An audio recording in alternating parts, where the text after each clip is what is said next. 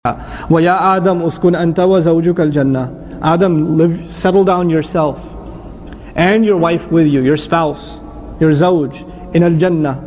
And Allah didn't even say fil Jannah, He said al-Jannah, meaning everywhere in Jannah. If He said go into, because translations say settle down in Jannah, right? Settle down in Jannah. But Allah says settle down Jannah itself.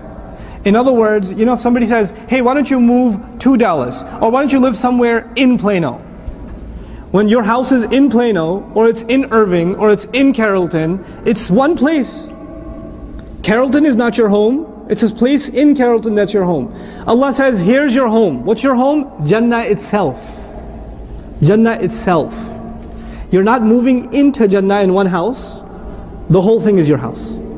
The whole thing, every building there, every house there, every palace there, Adam, take it.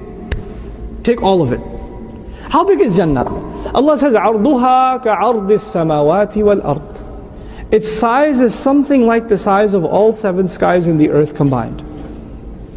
Its size is the size of all seven skies and the earth combined, with something maybe close to comparing to Jannah. Not exactly. Jannah is bigger. Allah says Jannah is bigger than that. Now how big are these seven skies? Allah says the first sky is as far as you can see stars. If you see stars, that's still the first sky.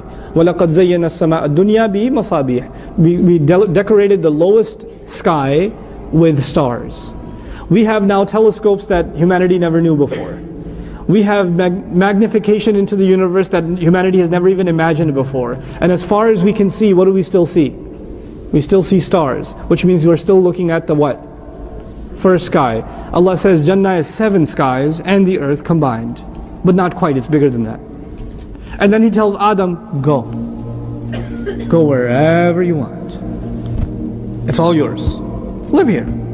And He says, فَكُلَا مِنْ حَيْثُ شِئْتُمَا Eat from wherever you are, either of you want. You don't have to check the label on anything.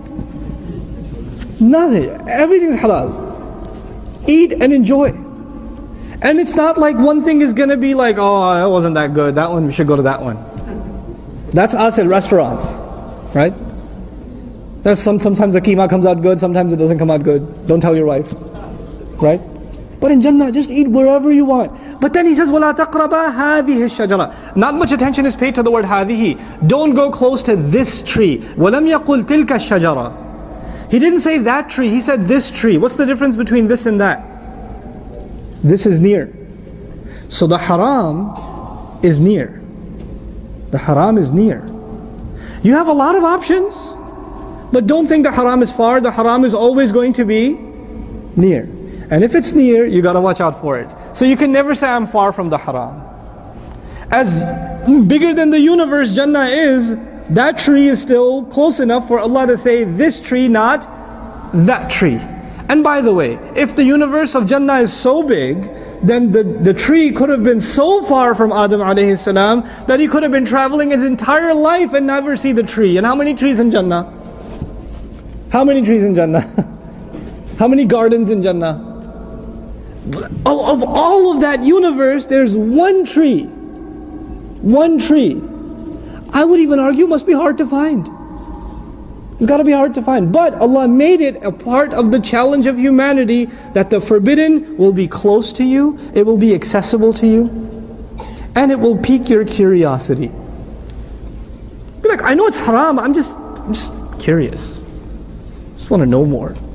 I'm not doing anything, I'm just wondering. I wonder what beer tastes like. Some guy says. I'm never going to drink it, I'm just wondering.